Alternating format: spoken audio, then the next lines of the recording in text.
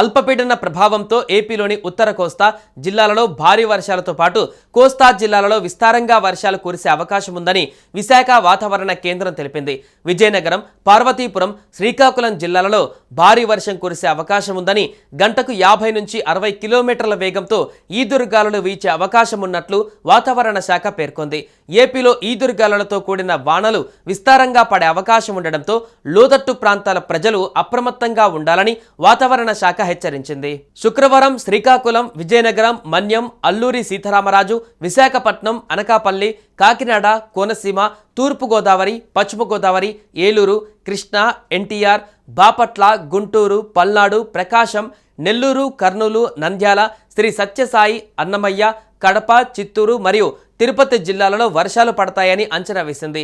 ఈ ప్రాంతాలలో వాతావరణ శాఖ తేలికపాటి వర్షాలుగా పేర్కొన్నప్పటికీ కొన్ని ప్రాంతాలలో మోస్తారు వర్షాలు పడే అవకాశం కూడా ఉంది. ఇక తెలంగాణ విషయానికి వస్తే అల్పపీడన ప్రభావంతో రానున్న 3 రోజుల పాటు వర్షాలు కురుస్తాయని వాతావరణ శాఖ తెలిపింది. వాయువ్య బంగాళాఖాతంలో ఉత్తర ఒడిశా, పశ్చిమ బెంగాల్ తీరంలో సముద్ర మట్టానికి 7.6 కిలోమీటర్ల మధ్య ఏర్పడిన ఉపరితల ఆవర్తన ప్రభావంతో తెలంగాణ వ్యాప్తంగా పలు జిల్లాలలో 3 రోజుల పాటు ఉరుములు, మెరుపులతో కూడిన వర్షాలు కురిసే అవకాశం ఉందని వాతావరణ శాఖ పేర్కొంది.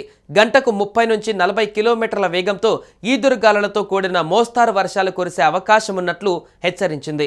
శుక్రవారం ఆదిలాబాద్, కొమరంభీం, మంచిర్యాల, నిర్మల్, నిజామాబాద్, జగిత్యాల, రాజన్న సిరిసిల్ల, కరీంనగర్, పెద్దపల్లి, జయశంకర్ భూపాలపల్లి, ములుగు, భద్రాద్రి కొత్తగూడెం, ఖమ్మం, నల్గొండ, సూర్యాపేట, మహబూబాబాద్, వరంగల్, హనుమకొండ, జనగాం, సిద్దిపేట, యాదాద్రి భువనగిరి, రంగారెడ్డి, హైదరాబాద్, మేడ్చల్, మల్కజ్గిరి, వికారాబాద్, సంగారెడ్డి, మెదక్, కామారెడ్డి జిల్లాలలో అక్కడక్కడ ఉరుములు, మెరుపులతో మోస్తారు వర్షాలు కురిసే అవకాశం ఉందని వాతావరణ శాఖ తెలిపింది. మరోవైపు కర్ణాటక, మహారాష్ట్రలలో కురుస్తున్న వర్షాల కారణంగా కృష్ణానదికి వరద క్రమంగా పెరుగుతోంది.